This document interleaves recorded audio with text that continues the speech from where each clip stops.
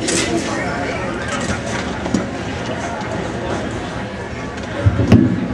what? Are we good? There's a lot of people would prefer that you couldn't hear me, but I'll listen to my commander over here. On behalf of the entire city staff, the Ridgecrest City Council, KLOR Radio, and all the sponsors listed in your program, I want to welcome you tonight. I think we have created a new event. I think the combination of a community dinner with a freedom rally is something that should go on in this location from this year forward. Does everybody agree with me on that?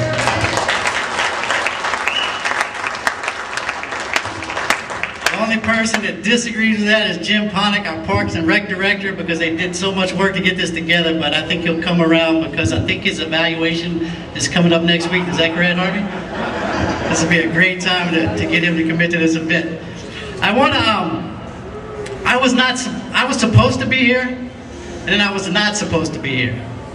And the reason I was not supposed to be here, as many of you know, the recent Hurricane Katrina affected about 90% of my family members.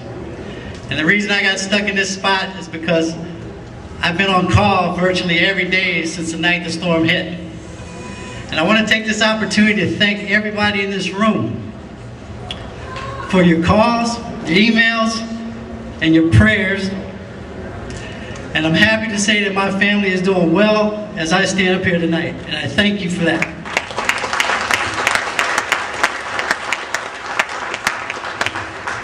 They're not in their homes, but they're not homeless, and for that I'm thankful. There are many more people doing much worse than my family, and I thank this community for all of you that have come out and offered help, and I will never be able to call you all back individually and thank you personally. Now, if you've been listening to KLOR Radio, paying attention to the newspaper, you've learned by now that Operation High Desert Cares has kind of changed gears. And we've always supported the troops in Iraq, and we've sent stuff there for years. And we're just going to take a little pause on that right now, and we're going to try to do something locally to help the people that have been affected by Hurricane Katrina. And what we've tried to do is create a type of sister city relationship with the city of Long Beach, Mississippi. And what we're going to do is try to work mayor to mayor, church to church, school to school, and try to address some specific needs in that community. The community is devastated.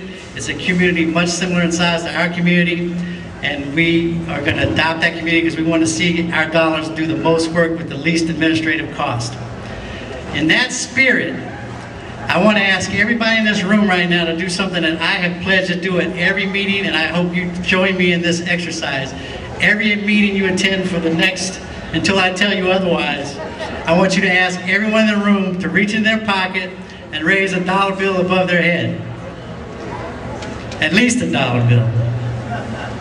In Duke Martin's case, a $100 bill is probably all he has, but don't embarrass everybody. As you raise these $1 bills above your head, Trudy Brown will be coming around, and she will pick up these $1 bills, and we thank you for your donation to Operation High Desert Cares and Hurricane Katrina. I have another. Now, I got to thank Eric Kaufman for allowing me to get it back on the program with such short notice. He was supposed to be up here at this time, and when I got a hold of him Wednesday and said I could be here, he said, I'll find you a spot. I'd also like to thank Vice Mayor Dan Clark, who agreed to take my position as a featured speaker tonight, but they told me I still could take as much time as I wanted. So I'm going to say a few words and make it brief, in the spirit of brief as an elected official. First of all, there was a high-ranking military official up here tonight that passed a note to me, and he said, I don't know if you guys have heard this, but he said, Al-Qaeda, the insurgents would have surrendered already, except the shipment of white flags has not yet arrived from France. So, I won't tell you which guy that was, but he's wearing white.